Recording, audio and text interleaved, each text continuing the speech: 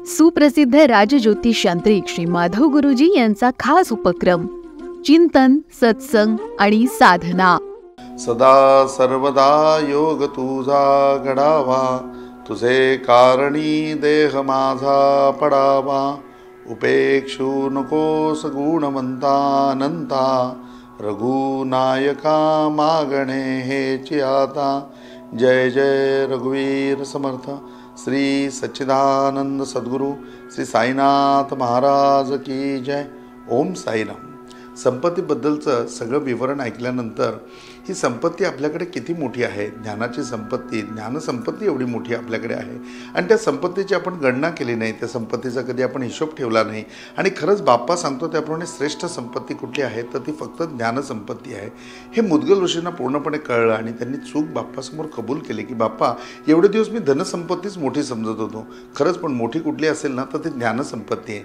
या दिवाळीला नक्की मी धनसंपत्तीच्या दिवशी माझ्या ज्ञानसंपत्तीची पूजा करीन आणि संकल्प आजपासूनच करीन की माझ्या ज्ञानसंपत्तीमध्ये पूर्णपणे वाढ होऊ दे. बाप्पा त्यावर म्हणला की बघ मुद्गला, प्रत्येक ठिकाणी तू गेलास तर शास्त्र पुष्कळ आहेत, भरपूर प्रकारचे शास्त्र आहेत. कला बघशील तर कलासुद्धा भरपूर प्रकारच्या आहेत आणि या विश्वामध्ये ज्ञानसुद्धा भरपूर प्रकारचं आहे. परंतु कमी काय असेल तर प्रत्येक गोष्टीमध्ये काळ हा कमी आहे, म्हणजे प्रत्येकमध्ये वेळेची कमतरता आहे आणि कलियुगामध्ये तर आणखीन वेळेची कमतरता असणार आहे. आणि ही वेळेची कमतरता असताना जर या सगळ्या गोष्टी तुला लोकांपर्यंत पोचवायच्या असतील, या सगळ्या गोष्टी तुला प्रजेला द्यायच्या असतील आणि या सगळ्या गोष्टी समाजामध्ये त्यांना अंगीभूत करून द्यायच्या असतील तर सर्वात महत्त्वाची गोष्ट म्हणजे या सगळ्या गोष्टींमधलं सार तुला जोपासता यायला पाहिजे. बाप्पा सार म्हणजे नक्की काय? सार मला समजलं नाही. अरे सार हा शब्द असा आहे किंवा सार ही वस्तू अशी आहे की ज्याच्या पाठीमागे हे लागतं ते पूर्णपणे अव्याप्त होतं, त्याचं मोजणी करू शकत नाही, ते पूर्ण व्याप्त असतं. म्हणजे बाप्पा आता बघ, संसार या शब्दामध्ये सच्या मागे सार लागल्यानंतर या संसाराची व्याप्ती होऊ शकते का? त्याच्यावेळेला मुद्गल ऋषी म्हणले नाही बाप्पा, मग प्रत्येक गोष्टीमधलं सार महत्त्वाचं असतं, ते सार घेता यायला पाहिजे. मग हे सार घेत असताना तुला माहिती आहे का की या साराचे किती प्रकार आहेत? त्यावेळेला म्हणले की नाही बाप्पा, मला समजावून सांगा. अरे या साराचे 16 प्रकार आहेत, 16 प्रकारचं सार आहे आणि याच्या व्यतिरिक्त महत्त्वाचं सार जर घ्यायचं झालं तर आपण 4 प्रकारामध्ये बघायला पाहिजे. सर्वात पहिली गोष्ट म्हणजे फुलामध्ये तुळस हे सार आहे. कुठेही आपण गेलो तर फुलं गोळा करत असताना त्याच्यामध्ये तुळस आली पाहिजे. जर तुळस त्याच्यामध्ये आली तर तुळस हे त्याच्यामधलं सार आहे. आता आपण धातू गोळा करत असतो तर धातूमध्ये सोनं हे सार आहे.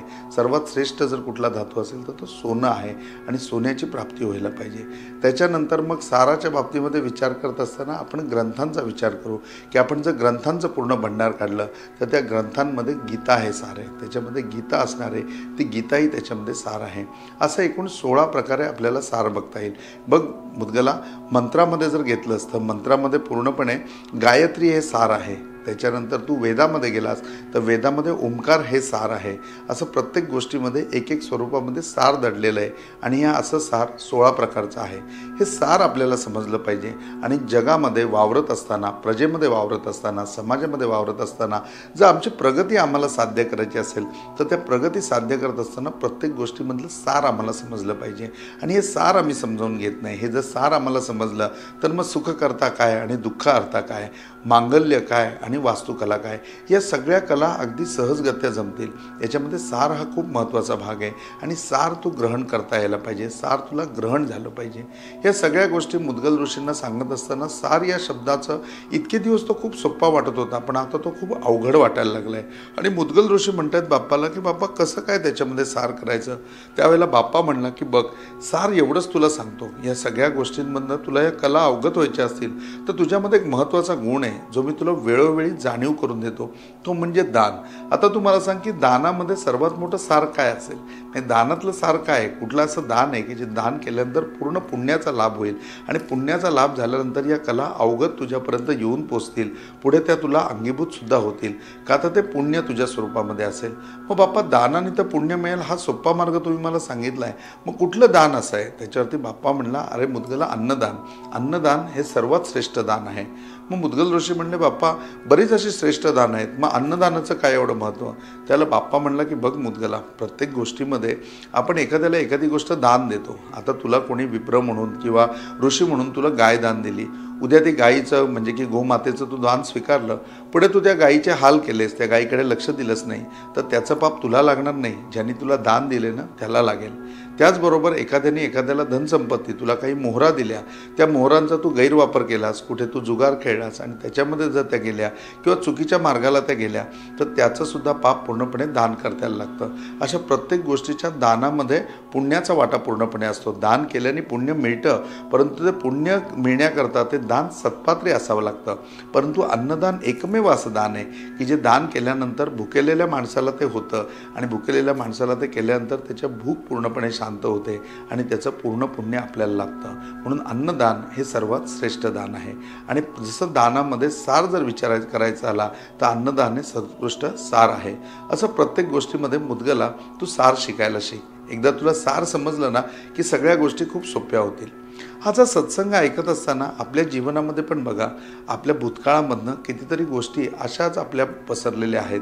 छोट्या छोट्या गोष्टींमध्ये आम्ही अडकलेलो आहोत आणि प्रत्येक गोष्टी आता इतक्या मोठ्या झाल्या आहेत की आता त्या कुठेतरी आमच्या इगोमुळे अडून बसल्या आहेत, कुठेतरी आमच्या महत्त्वाकांक्षेमुळे अडकून बसल्या आहेत, कुठेतरी आमच्या अज्ञानामुळे अडून बसल्या आहेत. आणि या सगळ्याचं आज आपण सार काढायला पाहिजे आणि त्या सार काढून त्याच्यामधनं मुक्त व्हायला पाहिजे. मग हे मुक्त होत असताना आपल्याला कुठली किल्ली बाप्पा देतोय, तर दानाची किल्ली देतोय. दानाने प्रत्येक गोष्टीमधनं पटकन बाहेर येता येतं, हे सार त्याच्यामध्ये आहे. आणि दानाने अनेक उत्तम प्रकारचं पुण्य तर आपल्याला लाभतं आणि त्या पुण्याच्या जोरावरती ह्या सगळ्या आपल्या आयुष्यामधल्या ज्या काही विकल्प आहेत किंवा आपल्या आयुष्यामधल्या ज्या काही शंका आहेत, आपल्या आयुष्यामधले जे काही प्रश्न आहेत किंवा विघ्न आहेत, हे विघ्न पूर्णपणे नाश पावू शकतात, हे विघ्न पूर्णपणे निघून जाऊ शकतात आणि आपण विघ्नहर्ता होऊ शकतो. मग ते विघ्नहर्ता व्हायचं असेल तर सार आम्हाला समजून घ्यायला पाहिजे.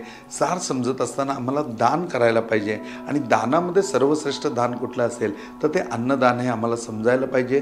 आता अन्नदान आम्ही केल्यानंतर समोरच्याची भूक भागणार आहे आणि लगेचच त्या दानाचा पूर्ण प्रसाद म्हणजे त्या दानाचं पूर्ण पुण्य आम्हाला प्राप्त होणार आहे.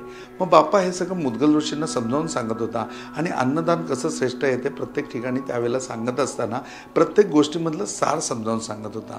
हे सार समजावून घेत असताना आपण आज वेगळ्या पद्धतीने या साराचं महत्त्व समजावून घेऊया आणि ते साराचं महत्त्व समजून घेण्याकरता आज आपण अगस्ती आश्रमामध्ये जातो आहे.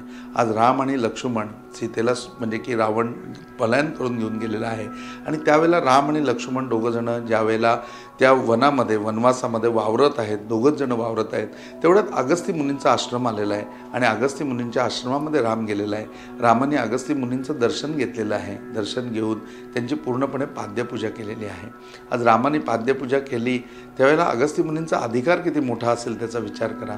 अगस्ती मुनींनी त्यांना पूर्णपणे आशीर्वाद दिले आणि आशीर्वाद दिलेले असताना त्या ठिकाणी एक रत्न त्या ठिकाणी रामाला देत आहेत आणि रामाला म्हणत आहेत की तू याचा स्वीकार कर. राम म्हणतो मी क्षत्रिय आहे, पण क्षत्रिय असताना म्हणजे की मी दानाचा स्वीकार करू शकत नाही. त्यावेळेला अगस्ती मुनी म्हणतात अरे तू एक राजा पण आहेस आणि याच्या व्यतिरिक्त माझा आवडीचा शिष्य पण आहेस, तर मी ते शिष्य म्हणून तुला काही बक्षीस देत आहे किंवा राजा म्हणून तुला दान देत आहे, त्याचा तू स्वीकार कर. आणि मग ते रत्न इतकं अद्भुत आहे की राम म्हणतो की मी आत्तापर्यंत पृथ्वी तलावर भरपूर अभ्यास केलेला आहे, भरपूर रत्न मी बघितलेले आहेत, भरपूर रत्न मला माहिती आहेत, परंतु या पृथ्वी तलावरचं हे रत्न नाही आहे. हे कुठलं रत्न आहे? त्यावेळेला ते म्हणले की हे स्वर्गातलं रत्न आहे. मग ते म्हणले की अगस्ती मुनी तुमच्याकडे कसं काय आलं, तुम्ही हे मला कसं देतात? त्यावेळेला अगस्ती मुनी म्हणतात की तुला मी एक छान गोष्ट सांगतो. आणि त्या गोष्टीमध्ये अगस्ती मुनी सांगतायत की एक मोठं वन होतं, ज्या वनातून जात असताना तिथलं मला एक सरोवर दिसलं. ते सरोवर बघून मला अतिशय प्रसन्नता वाटली, आनंद वाटला आणि वाटलं की आज आपण इथेच साधना करावी. म्हणून मी माझी पर्णकुटी बांधली आणि त्या ठिकाणी साधनेला बसलो. माझी साधना पूर्ण झाल्यानंतर दुसऱ्या दिवशी सकाळी ज्या वेळेला मी उठलो त्यावेळेला मला अतिशय आनंद वाटत होता आणि मी त्या सरोवरामध्ये स्नानासाठी गेलो. त्यावेळेला मी बघितलं की तिथे एक सुंदर असं राजपुत्राचं प्रेत पडलेलं आहे, शव पडलेलं आहे. आणि ते बघितल्यानंतर माझ्या लक्षात आलं की काल तर हे शव इथे नव्हतं आणि हे आत्ताच शव इथे येऊन पडलं आहे आणि काही वेळापूर्वी त्याचा जीव गेलेला आहे, इतकं ते सतेज असं त्याचं शव दिसत आहे. आणि मी त्या म्हणजे की सरोवरामध्ये स्नानासाठी उतरलो आणि स्नानासाठी उतरलेलो असताना मी पाण्यामध्ये असताना मी दुसरं दृश्य बघितलं की एक मोठं जहाज सुंदर असं स्वर्ग लोकामधनं खाली आलं. त्याच्यामध्ये एक सुंदर राजा बसलेला होता, 4 त्याचे सेवेकरी होते. तो राजा त्या ठिकाणी उतरला. त्यांनी देखील त्या सरोवरामध्ये स्नान केलं आणि स्नान करून झाल्यानंतर तो त्या शवाच्या समोर बसला आणि त्या शवाचं भक्षण करू लागला. राजा, ही गोष्ट मला खूपच अशी विचित्र वाटली किंवा खूप वेगळी वाटली आणि माझ्या डोळ्यावर विश्वास बसत नव्हता. मी स्नान केलं, बाहेर आलो आणि लगबगीने आपल्या जहाजामध्ये निघालेल्या त्या राजाला मी अडवलं आणि त्याला विचारलं की आपण कोण आहात. त्यावेळेला त्याने मला अगदी हात जोडून नमस्कार केला आणि म्हणला, तुम्ही ऋषितुल्य दिसत आहात. मी हा राजा श्वेत म्हणून आहे, श्वेत असं माझं नाव आहे. आणि मग तुम्ही कुठनं आला आहात असं विचारल्यावर तो म्हणला, मी स्वर्ग लोकातून आलेलो आहे. त्यावेळेला मी त्याला विचारलं की हे शव कुणाचं आहे. त्यावेळेला श्वेत म्हणला, हे माझं शव आहे. आणि मग ते शव तुम्ही प्राशन करताय. ते म्हणले, हां मी ते शव प्राशन करतोय आणि दर असं महिन्यातून एकदा पौर्णिमेला मी या ठिकाणी येतो आणि हे शव मी खातो. ते म्हणले, असं का आहे. त्यावेळेला श्वेत म्हणला की मी खूप तपश्चर्या केली. ह्या सरोवराच्या किनारी मी जवळजवळ 60 वर्ष तप केलेलं आहे. ते 60 वर्ष तप केल्यानंतर मला स्वर्गाची प्राप्ती झाली. मी इथून स्वर्गामध्ये गेलो आणि स्वर्गामध्ये गेल्यानंतर अतिशय स्वर्गामध्ये सुंदर स्थितीमध्ये मी राहत होतो. परंतु स्वर्गामध्ये मला भूक लागायला लागली आणि भूक लागल्यानंतर त्या भुकेने मी व्यस्त झालो. म्हणून मी ब्रह्मदेवाकडे गेलो आणि ब्रह्मदेवाला मी सांगितलं की स्वर्ग लोकामध्ये भूक लागत नाही, स्वर्ग लोकामध्ये तहान लागत नाही. मग असं असताना मला भूक का लागते. मला सारखी सारखी भूक लागते आणि मला काहीतरी खायची इच्छा होते, परंतु इथे अन्न नाही. त्यावेळेला ब्रह्मदेव म्हणले की ज्यावेळेला श्वेत तू राजा होतास त्यावेळेला तू कुठल्याही प्रकारचं दान केलेलं नाहीस. एकाही प्रकारचं तुझं दान केलेलं नसल्यामुळे तुझ्या वाट्याला पूर्णपणे त्याचं पाप आहे. तुझ्याकडे पुण्य तर निर्माण झालेलं आहे, ते तपश्चर्येचं आहे, परंतु दानाचं कुठलंही पुण्य तुझ्याकडे नाही. कुठल्याही प्रकारचं तू दान केलेलं नाहीस. राजा असून सुद्धा अनेक उत्तम दानं तू करू शकत होतास, पण तू केलेलं नाहीस. सहज आणि सोपं प्रत्येक माणसाला शक्य असलेलं अन्नदान सुद्धा तू केलेलं नाहीस. त्यामुळे ते पाप तुझ्या डोक्यावर आहे आणि त्यामुळे स्वर्ग लोकात असताना सुद्धा तुला भूक लागत आहे. मग ब्रह्मदेवाला मी याच्यावर उपाय विचारला. त्याला तो म्हणला की बघ, तुझं शव आम्ही जपून ठेवलं आहे. तू खाली त्या ठिकाणी ज्या ठिकाणी सरोवरामधनं तुला स्वर्ग प्राप्त झाला त्या सरोवरच्या ठिकाणी प्रत्येक पौर्णिमेला जाऊन तुझ्या शवाचंच तू भक्षण कर, त्याच्यानेच तुझी भूक भागेल. मग मी असं विचारलं की मी ह्याचं किती वेळ करत राहायचं, किती वेळा मी ते शव खाऊ. त्यावेळेला ते म्हणले की बघ, तू असं शव खात असताना एक दिवस त्या ठिकाणी अगस्ती महामुनी तुला भेटतील आणि अगस्ती महामुनी तुला शुभ आशीर्वाद देतील. त्यावेळेला तुझे दोष पूर्णपणे निघून जातील, तुझं पुण्य वाढेल आणि त्या पुण्याच्या प्राप्तीमुळे तुला पुढे भूक लागणार नाही. ही माझी पूर्णपणे कथा आहे. आता मला सांगा की तुम्ही खूप तेजोवान आहात, तुम्ही ऋषी आहात, तुम्ही कोण आहात ते मला सांगा. त्याच्या वेळेला अतिशय प्रसन्न अंतःकरणाने त्यांनी श्वेत राजाला आशीर्वाद दिले आणि श्वेत राजाला आशीर्वाद देताना ते म्हणले, मीच तो अगस्ती मुनी आहे. अगस्ती मुनींना भेटल्यानंतर श्वेत राजाला खूप आनंद झाला. श्वेताने त्यांची पाद्यपूजा केली, यथोचित त्यांना दान दिलं. त्या दानामध्ये हे रत्न अगस्ती मुनींना प्राप्त झालं, जे स्वर्ग लोकामधलं होतं. मग त्या पूर्णपणे दानाचा त्यांनी स्वीकार केला आणि त्या दानाचा ज्यावेळेला स्वीकार केला त्यावेळेला राजाला अगस्ती मुनींना दान केल्यामुळे ते पुण्य लाभलं की त्याच्याने आता त्याला भूक लागणार नाही आणि स्वर्गामध्ये तो आनंदामध्ये राहील. या ठिकाणी रामाला त्या रत्नाचा परिचय देताना ही सगळी कथा त्यांनी सांगितली. पद्मपुराणामध्ये खूप सुंदर गोष्ट येते की रामाची आणि अगस्ती मुनींची भेट झाली.